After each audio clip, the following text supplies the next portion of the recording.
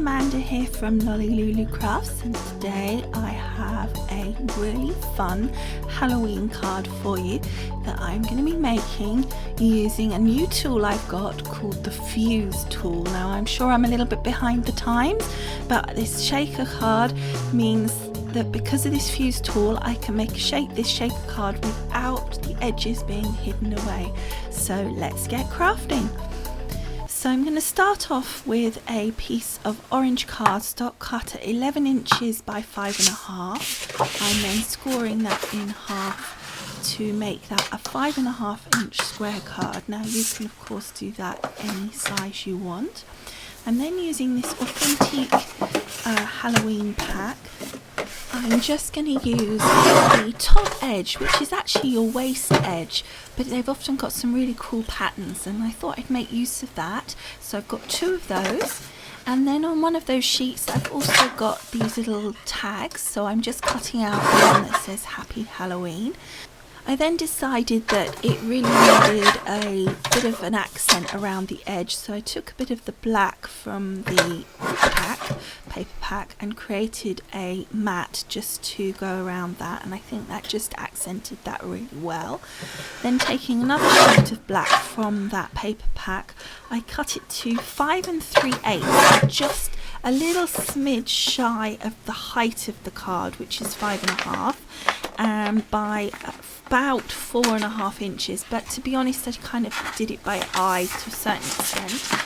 And then I've put it inside a plastic wallet ready to use my Fuse tool. Now the Fuse tool basically is it heats up the plastic and melts the 2 layers together. So all we're doing is we've got like a little roller which is heated up, and then you roll along using the ruler if you want to, but you could use dies and all sorts of things, and you roll along and it will melt the 2 layers together and it almost looks like sewing.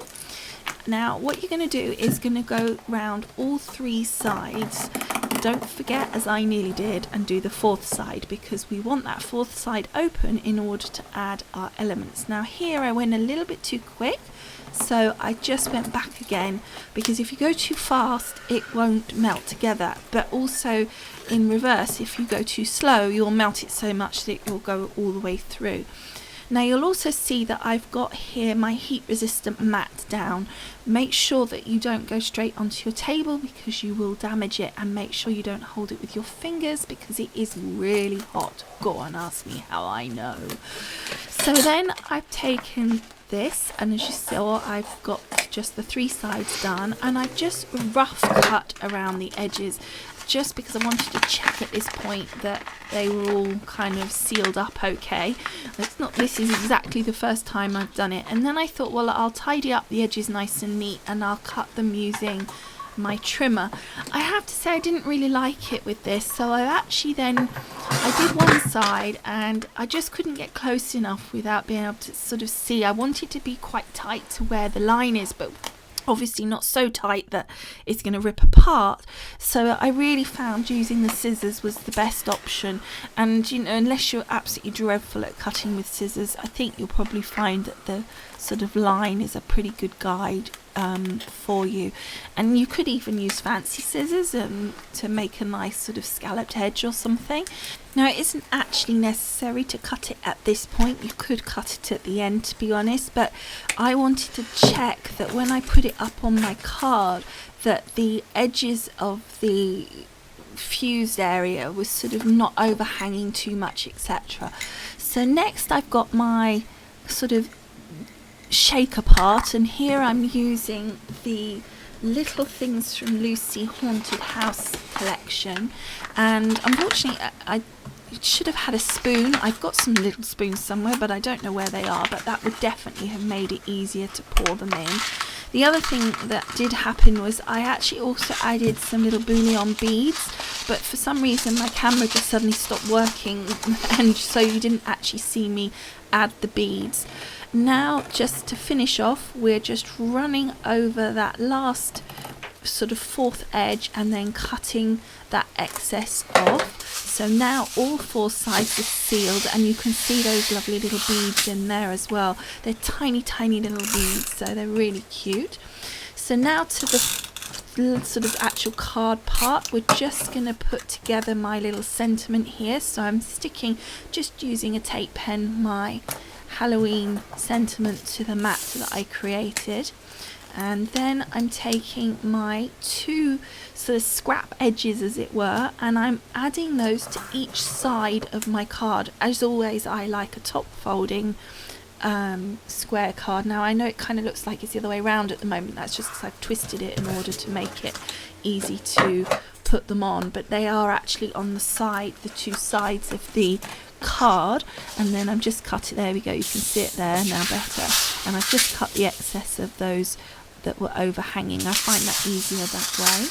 And then you saw I was just checking how it looked with that piece of shaker card on there, and I thought that looked really cool. Now because it's plastic, I could use a wet glue, but and obviously the tape pen I felt would be a little bit not strong enough, so I decided to go for just a normal kind of tape. But I mean, your red tape would probably be the strongest of all, to be honest. But I happen to know that this particular tape of mine is pretty good, so I figured it would be okay and hold it on fine. It wasn't particularly heavy. If you had sort of quite heavy elements inside, then maybe you would want the red tape. Then I just added some of the same tape, because obviously that's going to stick to that plastic as well, to my sentiment here.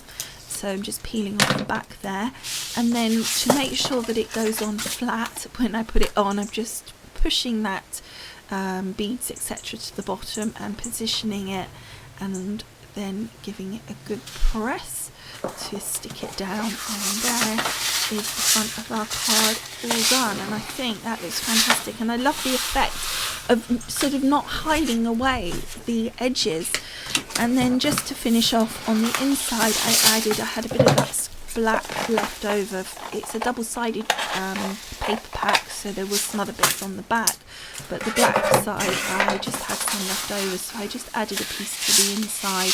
Again, it just balances the weight a little. So, and I think it makes it look interesting as well, just adds something to the inside when it's so full of interest on the outside. So that is our finished card. Pretty simple but really effective. So I hope you've enjoyed making this card with me. Don't forget to go on over to my blog post. The link is below this video. If you're on YouTube, click on the show more and you'll see all the links and information. You do make sure you go over, because there's always lots more photographs, and so it's definitely worth having a look. And I'll have all the information about the products as well. Okay, so thank you so much for watching, and I will see you again soon. Bye for now. Bye.